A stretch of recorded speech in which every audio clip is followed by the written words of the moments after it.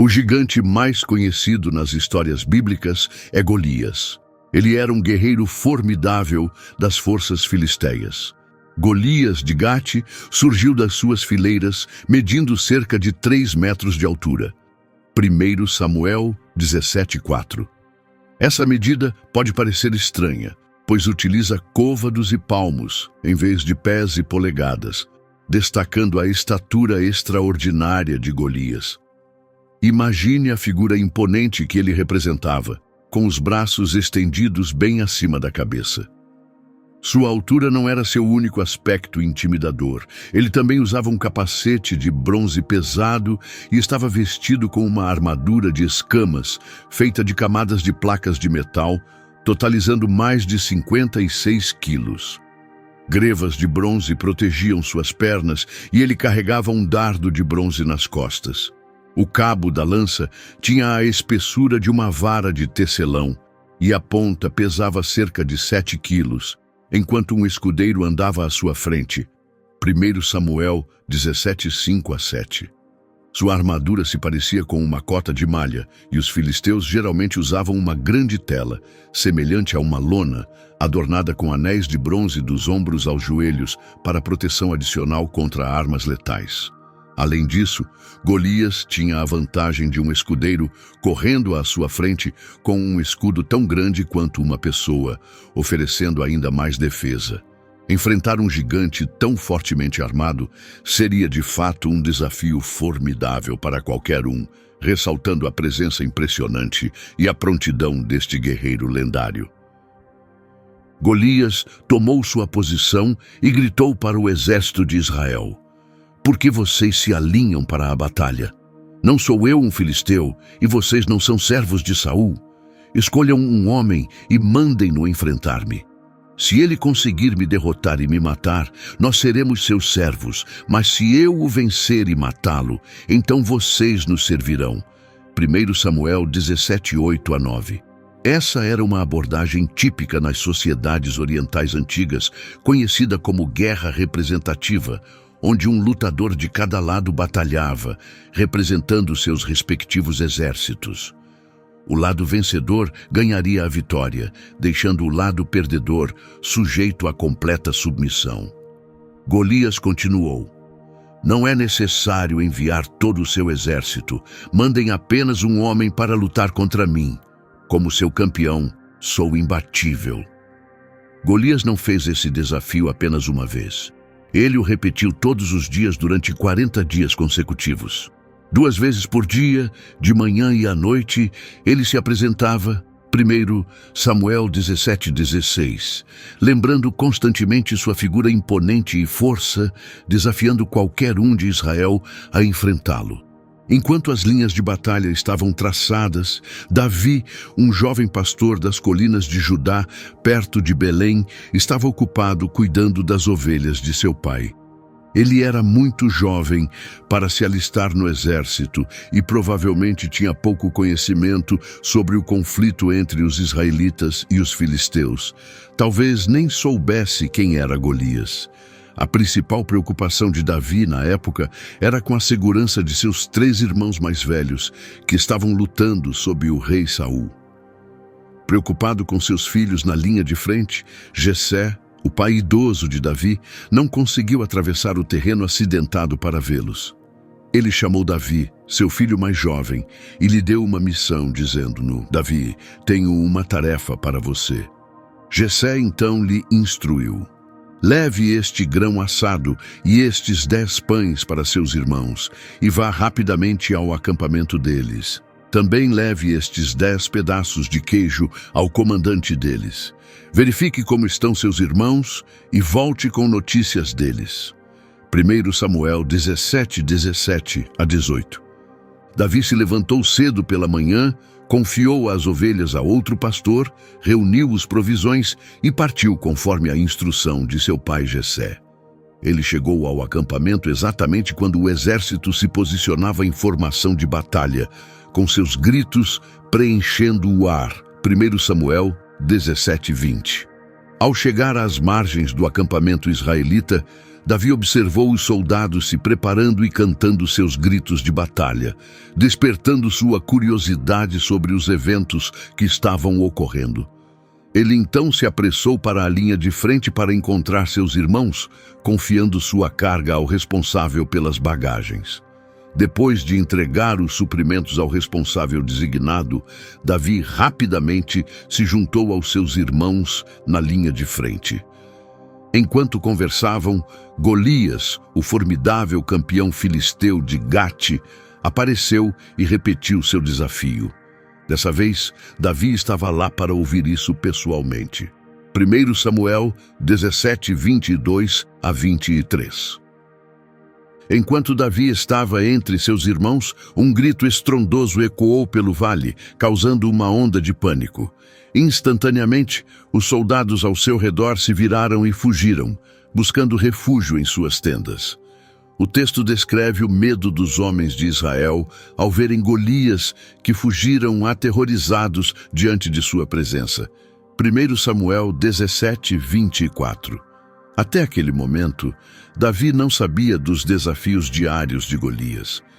Essa foi sua primeira visão do gigante coberto de armaduras, desafiando abertamente e amaldiçoando o Deus de Israel.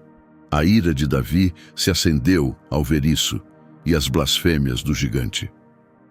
Vendo os israelitas aterrorizados e o inimigo imponente, Davi perguntou aos que estavam perto dele: "O que será feito para o homem que matar este filisteu e tirar essa vergonha de Israel? Quem é este filisteu incircunciso para desafiar os exércitos do Deus vivo?" Os soldados ao redor dele compartilharam as promessas do rei para aquele que derrotasse Golias. 1 Samuel 17, 26 a 27. Motivado pelo que ouviu e movido pela sua fé, Davi procurou uma audiência com o rei Saul.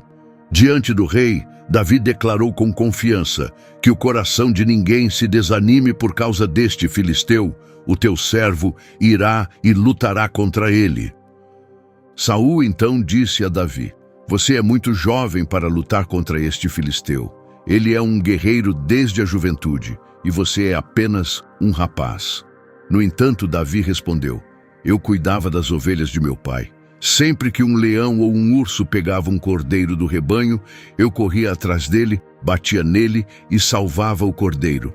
Se ele virasse contra mim, eu o pegava pela barba, batia nele de novo e o matava. Matei tanto leões como ursos, e este filisteu será como um deles, pois desafiou os exércitos do Deus vivo." Davi continuou: "O Senhor que me livrou das garras dos leões e dos ursos, também me livrará deste filisteu." Saul então lhe deu sua bênção, dizendo: "Vá e que o Senhor esteja com você." Saul tentou preparar Davi para a batalha, vestindo-o com sua própria armadura, colocando um capacete de bronze em sua cabeça e uma cota de malha sobre seu corpo. Davi então prendeu a espada de Saul sobre a armadura e tentou caminhar, mas foi impedido pelo peso desconhecido. Davi disse a Saul: "Eu não posso lutar com isso, não estou acostumado a usá-las." Ele tirou a armadura, pegou o cajado de pastor, escolheu 5 pedras lisas do riacho, colocou-as no seu saquinho dentro da bolsa de pastor e, com a funda pronta, avançou em direção ao filisteu. Aqui está Davi, vestido com a roupa simples de pastor, armado apenas com sua funda e cajado, pronto para o confronto. Nesse momento crucial, o filisteu avançou em direção a Davi com o escudeiro à frente. Observando Davi, o filisteu zombou e o desprezou por sua juventude e aparência simples, porém agradável. Ele zombou de Davi, dizendo: "Você acha que sou um cão para vir até mim com paus?" Então, amaldiçoou Davi pelos seus deuses. O filisteu o desafiou ainda mais, dizendo: "Aproximar-se de mim, e eu darei seu corpo aos pássaros do céu e às feras do campo." Davi respondeu com ousadia: "Você vem a mim com espada, lança e dardo, mas eu venho em nome do Senhor dos Exércitos, o Deus dos exércitos de Israel, a quem você desafiou. Hoje o Senhor te entregará em minhas mãos. Eu te ferirei, cortarei sua cabeça e espalharei os corpos das forças filisteias pelos campos, para que os pássaros e os animais selvagens os devorem, para que todo o mundo reconheça que Israel tem um Deus. 1 Samuel 17:41 a 46. Enquanto Davi, ousado e resoluto, enfrentava o imponente gigante armado apenas com uma simples funda e uma pedra, seu inimigo estava completamente protegido por uma armadura que pesava mais de 90 quilos. Quando o gigante avançou para o combate, Davi correu em direção à linha de frente para encontrá-lo.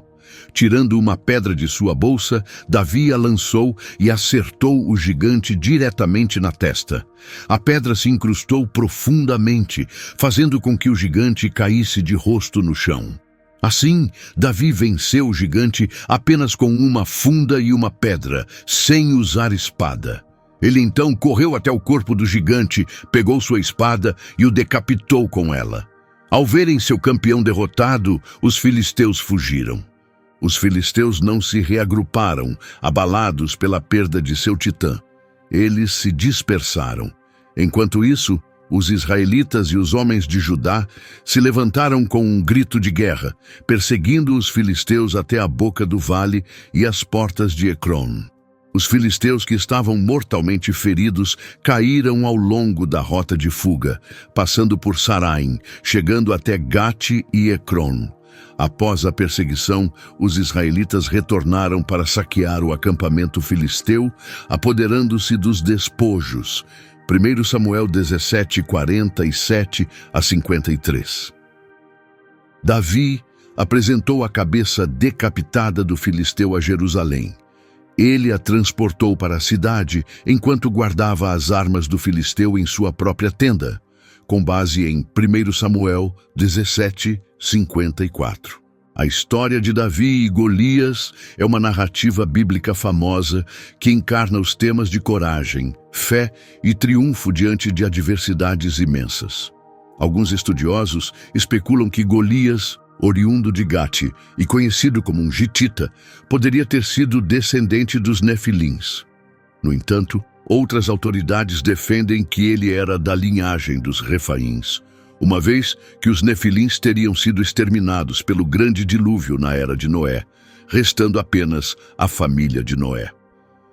A Bíblia faz referência aos Refaíns quase 20 vezes, como visto em Deuteronômio 2:1 e 20 a 22, Josué 12:4, Deuteronômio 3:11 a 13, entre outros. Og, o rei de Bazã, foi o último desses reis gigantes. Sua cama de ferro media 9 côvados de comprimento, cerca de 4 metros, e 4 côvados de largura, cerca de 2 metros, usando a medida padrão do côvado, que vai do antebraço até a ponta do dedo médio. Consequentemente, essa terra passou a estar sob nosso controle. Naquela época, aloquei o território de Aroer ao longo do vale de Arnon, incluindo metade da região montanhosa de Gileade e suas cidades para os Rubenitas e Gaditas, enquanto o restante de Gileade e todo o Bazã, o reino do rei Og, eu atribuía a meia tribo de Manassés, abrangendo toda a área de Argob, conhecida como a Terra dos Gigantes. Muitos especialistas acreditam que os filisteus, incluindo figuras como Golias, tenham se originado de uma raça chamada os Anaquins, observando particularmente que Gate foi uma vez uma importante fortaleza anaquina. Alguns pesquisadores até propõem que a linhagem de Golias poderia demonstrar um padrão genético de herança autossômica dominante, explicando condições que levam à altura extraordinária, como a acromegalia familiar ou o gigantismo.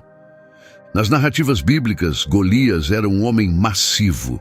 Relacionado a Golias, após a queda de seu lendário irmão, encontramos os 4 irmãos de Golias.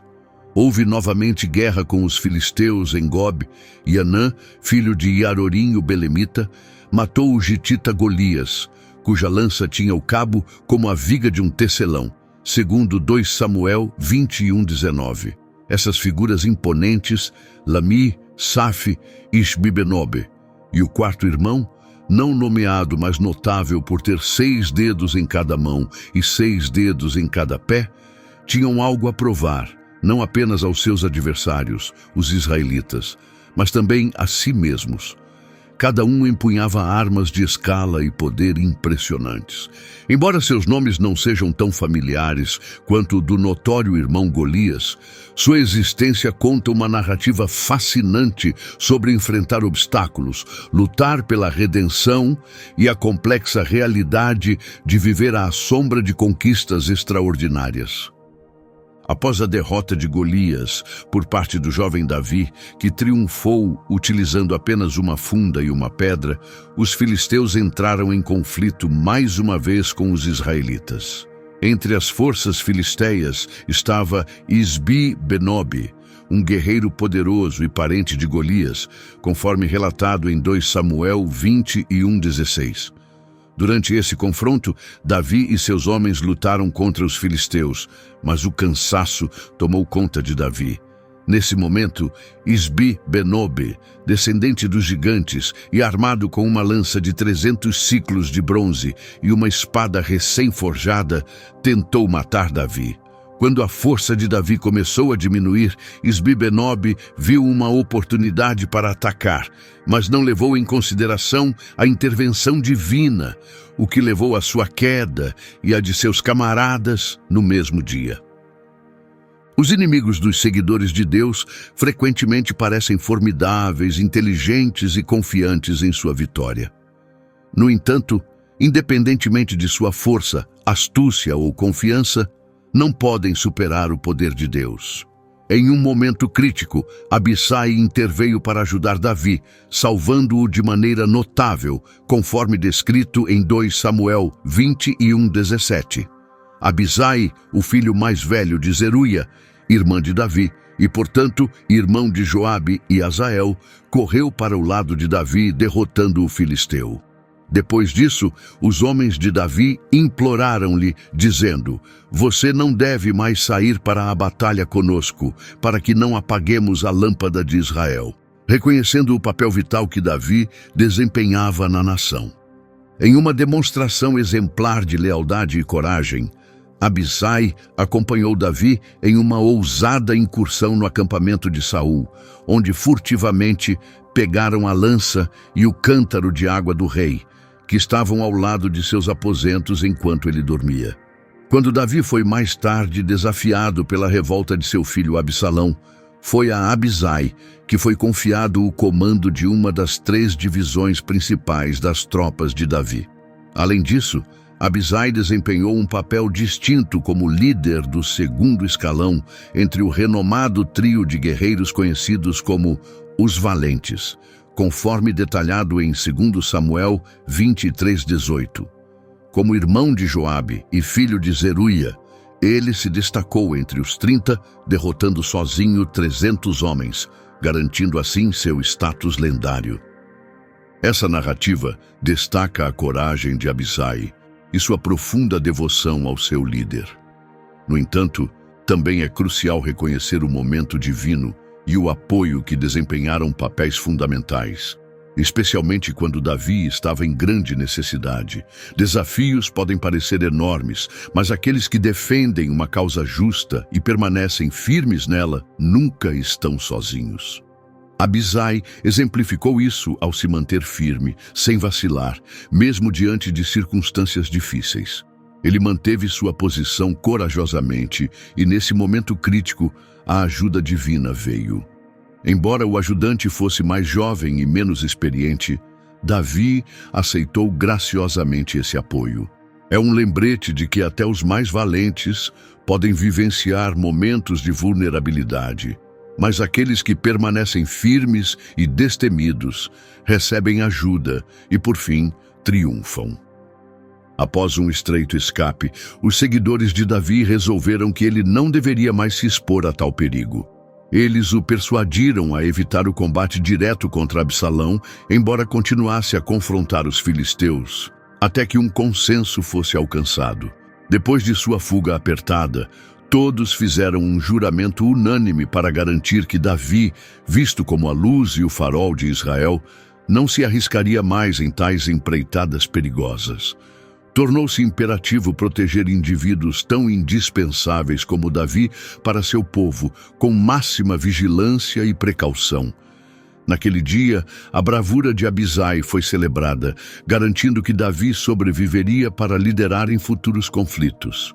O encontro com Isbi-Benob serve como um lembrete pungente dos conflitos persistentes entre os israelitas e os filisteus, destacando os perigos enfrentados até por líderes formidáveis como Davi no campo de batalha. Também ressalta os temas de lealdade e amizade, exemplificados pela intervenção decisiva de Abisai para proteger seu rei. Na narrativa bíblica, Saf é notado como um dos descendentes gigantes dos Refaim, residente no reduto filisteu de Gate. Em meio ao clangor das espadas e ao lançamento de lanças, Saf travou batalha com Zecai, o Rusita, um dos guerreiros de elite de Davi. Zecai, um guerreiro celebrado da cidade de Rusá, estava entre os 30 valentes de Davi, conhecidos por suas heróicas façanhas em combate, conforme descrito em 1 Crônicas 11. O grupo de guerreiros valentes também incluía Cai, o Hitita, Elião, o Aitita e Lami, irmão de Golias, que empunhava uma lança formidável com um cabo tão grosso quanto o de um feixe de tecelão, refletindo a imensa escala de suas armas, conforme registrado em 1 Crônicas 20 em Dávid. Mais uma vez, o conflito eclodiu entre os israelitas e os filisteus, durante o qual Elanã, filho de Ger, conseguiu matar Lami, irmão de Golias, o Hitita, que estava armado com uma lança cujo cabo se assemelhava a um feixe de tecelão. No contexto bíblico, um feixe de tecelão é descrito como uma peça cilíndrica de madeira resistente posicionada no topo de um tear para apoiar os fios verticais, conhecidos como urdume. Este feixe desempenhava um papel crítico em manter os fios de urdume separados e tensos, facilitando o enrolamento do tecido à medida que era tecido. Ao organizar os fios de urdume de forma eficaz, o tecelão podia tecer os fios horizontais ou trama através deles. A referência bíblica ao feixe de tecelão serve para enfatizar a espessura e robustez do feixe, mais do que seu comprimento, ilustrando a natureza formidável da lança em comparação com as lanças mais finas e comuns, empunhadas por indivíduos comuns. Existem precisamente 4 versículos bíblicos que mencionam um feixe de tecelão ou lança, sendo 2 dessas referências referentes à lança de Golias. Essas histórias das vitórias de Israel sobre os filisteus demonstram que a nação poderia superar inimigos formidáveis, mesmo na ausência de Davi no campo de batalha. Tais contos destacam a coragem e os feitos significativos de outros indivíduos, uma vez que Davi deixou de se envolver diretamente com gigantes. À medida que uma geração de líderes se extingue, Deus garante a emergência de novas figuras para conduzir a próxima. O épico triunfo de Davi sobre Golias não apenas se tornou uma pedra angular de seu legado, mas também o marcou como um irritante constante para os filisteus, particularmente para figuras como Lami, que tentavam ofuscar Davi. Como seu irmão, a morte de Lami ecoou de perto a de Golias. Um testemunho não apenas da força de Davi, mas do apoio divino que ele desfrutava. Embora pouco se fale sobre Lami, sua história reforça para os israelitas que sua verdadeira força não residia em seu número ou armas, mas em seu Deus. A Bíblia menciona brevemente outro gigante em Gate, notável por seus 24 dedos, 6 dedos em cada mão e 6 dedos em cada pé. Esta figura formidável, também descendente de gigantes, confrontou Jonatas, filho de Sema e sobrinho de Davi, 1 Crônicas 26-8. Provocado pelos insultos do gigante, Jonatas o matou. Esses encontros, envolvendo os parentes de Golias em Gate, destacam que tanto Davi quanto seus homens venceram esses gigantes não apenas por habilidade militar, mas pela assistência divina, ilustrando que o poder de derrotar gigantes vinha repetidamente de sua fé inabalável e do apoio constante de Deus. Embora sem nome, a Bíblia transmite uma lição profunda por meio de sua história. Uma lição sobre humildade e força silenciosa, qualidades que até os gigantes mais poderosos não possuíam. A narrativa identifica especificamente essas 4 figuras como reim, ligando-as aos anequins, como mencionado em Deuteronômio 2:11 e 21. Sugerindo uma linhagem compartilhada entre Golias, seus parentes e esses guerreiros antigos. Apesar de sua estatura e força formidáveis, Golias e seus parentes não conseguiram vencer os escolhidos de Deus, ilustrando que o verdadeiro poder não reside na força física, mas na aliança divina. Cada confronto com esses gigantes serviu para fortalecer a fé dos israelitas, ecoando a proclamação de Davi de que a batalha é do Senhor, antes de sua vitória sobre Golias, conforme registrado em 1 Samuel 17:47. Assim, as histórias dos irmãos de Golias transcendem seus papéis como meros adversários. Eles são símbolos duradouros de que até os inimigos mais formidáveis falham contra a vontade divina. Esses gigantes são consistentemente retratados nas escrituras bíblicas como antagonistas do povo de Deus, sendo finalmente derrotados, representando tanto um desafio quanto um teste de fé para aqueles que confiam em Deus. A presença duradoura dos irmãos de Golias nessas narrativas simboliza os obstáculos persistentes que a vida nos impõe. Assim como Davi e seus guerreiros enfrentaram inúmeros gigantes, nós também somos confrontados com desafios contínuos. A principal lição desses episódios bíblicos é a importância da resiliência e vigilância constante, afirmando o poder transformador da fé e da coragem para superar adversidades. Assim como Davi superou Golias, as vitórias subsequentes sobre os irmãos de Golias reforçam os temas de fé e coragem. Inspirados pelo triunfo histórico de Davi, seus guerreiros provavelmente buscaram o mesmo reservatório de fé e coragem para superar obstáculos formidáveis. O legado duradouro de Davi não está apenas em suas conquistas pessoais, mas também em sua capacidade de fomentar um espírito resiliente entre seu povo, preparando-os para vitórias futuras. Seus sucessos foram cruciais não apenas para sua própria era, mas também para capacitar seus seguidores a alcançar suas próprias vitórias, preparando o palco para o reinado subsequente de Salomão. As vitórias que conquistamos hoje fazem mais do que atender às nossas necessidades imediatas. Elas estabelecem uma base para as gerações futuras. A passagem enigmática em Gênesis 6:1-4 continua a intrigar estudiosos e leitores da Bíblia, abordando as figuras misteriosas dos filhos de Deus e os nefilins. De acordo com as Escrituras, à medida que a humanidade se expandia e filhas nasciam, esses filhos de Deus acharam as filhas dos homens desejáveis e casaram-se com elas. O Senhor então declarou que seu espírito não contenderia com a humanidade indefinidamente, porque os seres humanos são mortais, limitando sua vida a 120 anos. Durante esse período, os nefilins viveram entre os humanos tanto antes quanto depois da união dos filhos de Deus com as filhas dos homens, gerando descendentes que se tornaram os heróis lendários e homens de renome dos tempos antigos. Observando a extensa maldade na terra, Deus percebeu que os pensamentos e intenções da humanidade eram constantemente maus.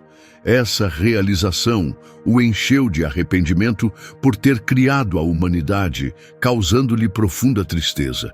Consequentemente, Deus resolveu apagar não apenas a humanidade, mas todas as criaturas da terra, desde os animais até as aves de rapina, por causa de sua decepção com sua própria criação. Em meio a esse decreto sombrio, Noé se destacou como uma exceção, encontrando graça aos olhos de Deus. As uniões impuras entre os filhos de Deus e as filhas dos homens durante um período de rápido crescimento populacional, exacerbado pela longa expectativa de vida daquela era, contribuíram significativamente para esse desagrado divino. Estes versículos indicam que esses seres escolheram livremente suas esposas entre a humanidade. Esse episódio é frequentemente interpretado como um plano maligno de Satanás para corromper a pureza humana. Enviando seus anjos para se acasalar com mulheres humanas, ele tinha a intenção de corromper o gênio humano. Tal corrupção era vista como uma tentativa de frustrar o nascimento eventual do Messias, o Redentor profetizado, introduzindo uma espécie de contaminação genética que comprometesse a integridade da linhagem humana destinada a carregar o semente da mulher. No terceiro capítulo de Gênesis, versículo 15, o texto declara: "Porei inimizade entre ti e a mulher, e entre a tua descendência e a dela. Esta te ferirá a cabeça, e tu lhe ferirás o calcanhar." Isso implica que o Salvador deveria nascer de uma mulher não sob a influência demoníaca. Portanto, se Satanás conseguisse contaminar toda a humanidade, um Redentor não poderia surgir. Neste ponto, Satanás quase teve sucesso. A corrupção humana havia alcançado tal grau que Deus decidiu recomeçar com Noé e sua família. Deus também decidiu aprisionar os demônios responsáveis por essa decadência generalizada para evitar futuros danos. Ele declarou: "Meu espírito não contenderei com o homem para sempre." Isso ilustra que Deus não queria que fôssemos perpetuamente rebeldes e obstinados. Destaca que nossa alienação de Deus se tornara tão severa que um simples retorno ao normal era impensável. A tolerância de Deus tem limites, e chega um momento em que ele declara que basta. É exatamente por isso que devemos abraçar o hoje, e não um futuro vago, como o momento de atender ao chamado de Jesus. Não temos garantias de que Deus continuará a nos perseguir além de hoje, mesmo que Ele nos tenha dado 120 anos.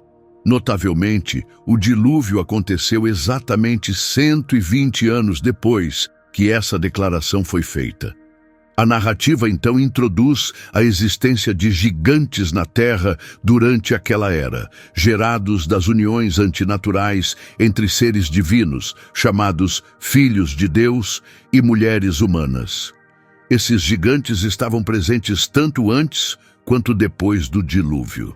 Os que existiam antes do dilúvio eram particularmente infames devido à natureza demoníaca de sua linhagem, conhecidos como os homens poderosos de antigamente, figuras celebradas de grande renome. As Escrituras descrevem a extrema corrupção da humanidade no tempo de Noé, observando que todo o pensamento concebido pelos humanos era incessantemente mau, ilustrando a profundidade do pecado enraizado na natureza humana. Uma acusação mais profunda contra a maldade humana é difícil de imaginar. Jesus, mais tarde, destacou em Mateus 24, 37, que os dias que precederiam a chegada do Filho do Homem seriam semelhantes aos tempos de Noé, sugerindo que as condições do mundo antes de sua volta se assemelhariam às da era pré-dilúvio. Essa conexão crucial é frequentemente ignorada por muitos. Historicamente, antes do nascimento de Cristo e nos primeiros tempos da Igreja cristã, o termo filhos de Deus era entendido como seres espirituais ou anjos que se casaram com mulheres humanas, resultando no nascimento de descendentes gigantescos, conhecidos como nefilins. Atualmente, a noção de que os gigantes eram filhos de seres espirituais e humanos como descrito em Gênesis, é menos amplamente aceita, já que muitas pessoas tendem a desconsiderar relatos sobrenaturais. Embora muitos cristãos acreditem em eventos miraculosos da Bíblia, como o nascimento virginal e a ressurreição de Jesus, a ideia de gigantes nascidos da união entre humanos e espíritos continua sendo difícil de aceitar para muitos. Gênesis 6:6 menciona que o Senhor se arrependeu. Algumas traduções da Bíblia usam a palavra arrependeu. A palavra hebraica nakam, que significa arrepender ou lamentar, transmite um sentimento de grande tristeza ou um suspiro profundo. Essa expressão de arrependimento significa que Deus se comunicou em termos que podemos compreender, mostrando-nos suas emoções. A Escritura indica que esse arrependimento foi causado por uma profunda tristeza devido ao erro humano. Deus, sendo a essência do puro amor, tem uma afeição profunda por nós e deseja nosso bem-estar.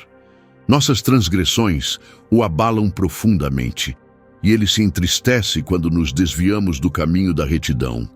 Um dos versículos mais comoventes da Bíblia, Gênesis 6:6, afirma: "E o Senhor se arrependeu de ter feito o homem na terra, e isso lhe causou tristeza no coração." Essa tristeza foi devido ao fato de que todos, exceto a família imediata de Noé, precisavam ser erradicados. Deus valorizava os homens e as mulheres que criou à sua imagem, destinados a governar a terra e refletir sua grandeza. O que levou a humanidade a tais profundezas de maldade? Poderia ser o resultado da mistura entre as linhagens justas e as corrompidas, ou talvez devido aos humanos se associando a seres celestiais. Eu inclino-me para a segunda explicação. Vamos examinar as 3 teorias predominantes sobre a identidade dos filhos de Deus. A primeira teoria afirma que eles eram anjos que perderam seu status divino. A segunda teoria sugere que eram governantes humanos influentes. A terceira perspectiva acredita que eram os piedosos descendentes de Sete, que se casaram com os descendentes corrompidos de Caim. A crença popular de que esses filhos de Deus eram entidades divinas que se relacionaram com mulheres humanas, gerando os nefilins, é fortalecida por uma observação-chave. A frase filhos de Deus geralmente se refere a anjos no contexto do Antigo Testamento. Esse ponto de vista é apoiado por várias escrituras. Em Jó 1:6 é observado: "Num certo dia, os filhos de Deus se apresentaram diante do Senhor e Satanás estava entre eles." Jó 2:1 menciona: "Num outro dia, os filhos de Deus vieram para se apresentar diante do Senhor, e Satanás também estava ali para se apresentar." Jó 38,7 recorda: "Quando as estrelas da manhã cantaram em uníssono e todos os filhos de Deus gritaram de alegria", destacando que essas figuras incluem seres celestiais como Satanás. A linguagem em Jó sugere que Gênesis 6 se refere a seres celestiais ou angélicos. Gênesis 6:1-2 faz uma clara distinção entre os filhos de Deus e a humanidade, indicando que esses são entidades sobrenaturais. Especificamente, Gênesis 6:1 menciona o aumento da população humana e o nascimento de filhas. O termo para homem aqui é usado genericamente para toda a humanidade.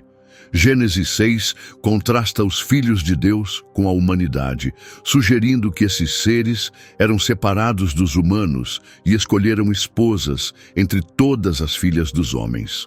Assim, esses filhos de Deus devem ser alguma forma de entidades não humanas. A implicação é que os nefilins, mencionados como os caídos em Gênesis 6:4, eram a prole dessas uniões entre entidades espirituais e humanas. Descritos como figuras poderosas e lendárias do passado, a origem dos nefilins continua enigmática. Eles existiram na Terra tanto antes quanto depois que essas uniões ocorreram, como descrito quando os filhos de Deus se relacionaram com mulheres humanas e geraram filhos. O texto não detalha a mecânica de como os nefilins foram criados, deixando sua conexão com o entrelaçamento dos filhos de Deus e das mulheres humanas um tanto misteriosa, mas sugerindo um resultado direto dessas interações. A interpretação de Judas sobre Gênesis 6, 1 a 4 também vê isso como descrevendo as uniões entre seres celestiais e humanos.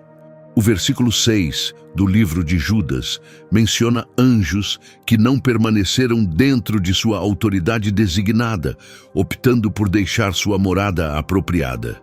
Esta referência se alinha aos eventos descritos em Gênesis, onde os anjos desceram à terra. Esta interpretação está em consonância com a crença tradicional de que esses filhos de Deus se uniram com mulheres humanas, resultando no nascimento dos nefilins. Embora tais ideias possam parecer estranhas no contexto moderno, elas são consistentes com a narrativa bíblica, que frequentemente inclui elementos muito mais estranhos do que aqueles encontrados em qualquer mito. Neste cosmos divino, o incomum é normal. O termo filhos de Deus pode, de fato, se referir a anjos caídos ou demônios, aqueles em rebelião direta contra Deus, ou homens possuídos por tais espíritos, sendo as filhas dos homens claramente mulheres humanas. Judas elabora sobre o destino desses anjos rebeldes no versículo 6, observando: "E os anjos que não guardaram o seu próprio domínio, mas abandonaram sua morada própria. Esses ele tem guardado em algemas eternas, sob escuridão, para o juízo do grande dia, esclarecendo assim a retribuição divina reservada para esses seres." 1 Pedro 3, 19 e 20 nos conta que Jesus proclamou sua vitória na cruz aos espíritos que foram desobedientes durante o tempo de Noé. Especificamente, Jesus falou aos espíritos presos por sua rebelião, enquanto Deus pacientemente esperava, enquanto Noé construía a arca. Um barco através do qual 8 pessoas, a família de Noé, foram salvas das águas do dilúvio. O próprio Noé foi um recipiente da graça divina, não porque a merecesse, mas porque encontrou graça aos olhos do Senhor. Essa graça imerecida é um presente disponível para todos, refletindo o princípio bíblico de que onde o pecado aumentou, a graça aumentou ainda mais, como está escrito em Romanos 5:20. Noé foi escolhido por Deus para construir a arca devido à sua retidão e irrepreensibilidade entre seus contemporâneos. Essa distinção não apenas destaca a vida virtuosa de Noé, mas também sugere que sua linhagem permaneceu livre das influências corruptas que Satanás buscava entrelaçar na genealogia humana. A bondade inerente de Noé, enraizada em sua fé, tornou-se evidente quando ele fez ofertas a Deus imediatamente após sair da arca, após o dilúvio, conforme registrado em Gênesis 8:20. Este ato de devoção destaca a continuidade de sua resposta fiel à preservação e bênçãos de Deus. Após o dilúvio, Noé construiu um altar ao Senhor, usando alguns de cada tipo de animal e pássaro limpo para realizar ofertas queimadas. Noé teve 3 filhos, Sem, Cã e Jafé, que desempenharam um papel crucial na continuidade da humanidade. Em vez de destruir todos os humanos, Deus escolheu preservar este pequeno grupo, através do qual ele repovoaria a terra. Após o dilúvio, parece que o problema com os anjos caídos ressurgiu, embora em uma escala menor do que antes. Quando os israelitas espiaram Canaã após a sua saída do Egito, relataram ter visto o que acreditavam serem gigantes, possivelmente confundindo indivíduos muito altos com os nefilins por medo. Especula-se que demônios possam novamente ter se unido com mulheres humanas, possivelmente continuando a linhagem dos nefilins de forma indireta através de uma das noras de Noé. No entanto, esses chamados gigantes encontrados em Canaã foram eventualmente derrotados pelos israelitas, não apenas uma vez, mas ao longo de sua história. A narrativa nos lembra do tempo de Noé, quando apenas 8 indivíduos moralmente incorruptos foram salvos do dilúvio, protegidos das influências corruptas dos seres celestiais. De acordo com as Escrituras, os anjos rebeldes envolvidos foram posteriormente confinados ao inferno, presos em cadeias de escuridão como punição por seus pecados. Oremos, Pai Celestial, viemos diante de Ti hoje para buscar sabedoria e discernimento através das sagradas Escrituras que generosamente nos proporcionaste. Estas palavras eternas servem como nossa bússola nas complexidades da vida, oferecendo conforto e iluminação. À medida que exploramos os Teus ensinamentos, abençoa-nos com mentes claras e corações puros, capacitando-nos a compreender as mensagens profundas que elas contêm. Ajuda-nos a abordar essas palavras divinas com o respeito que merecem, apreciando plenamente as lições que elas transmitem. Que possamos deixar de lado quaisquer suposições e abrir-nos à Tua orientação, recebendo a Tua verdade sem reservas. Que a Tua santa palavra seja uma lâmpada aos nossos pés, iluminando o nosso caminho em retidão e aprofundando o nosso vínculo contigo. Que cada passagem que estudarmos ressoe profundamente, movendo o nosso espírito e nos guiando a viver conforme a Tua vontade. Guia-nos, Senhor, enquanto buscamos conhecimento e clareza, ajudando-nos a discernir a Tua verdadeira sabedoria da interpretação humana. Instila em nós um espírito de amor e compaixão enquanto lemos, lembrando-nos de agir com bondade e empatia para com os outros. Que os Teus ensinamentos nos incentivem a ser portadores da Tua paz, espalhando amor e compreensão em todos os nossos esforços. Concede-nos a fortaleza para incorporar esses ensinamentos em todos os aspectos de nossas vidas, refletindo a Tua graça através dos nossos pensamentos, palavras e ações. Que as Tuas palavras tragam consolo durante os desafios, esperança na desesperança e alegria nas celebrações. Abençoa nossa comunhão de crentes enquanto buscamos crescimento espiritual juntos, apoiando-nos e enriquecendo-nos mutuamente em um vínculo de amor fundado nos Teus ensinamentos. Pedimos a Tua contínua orientação e proteção enquanto enfrentamos as provas da vida, que as Tuas Escrituras permaneçam como nosso ancla firme em meio à turbulência, um constante lembrete do Teu amor eterno e presença.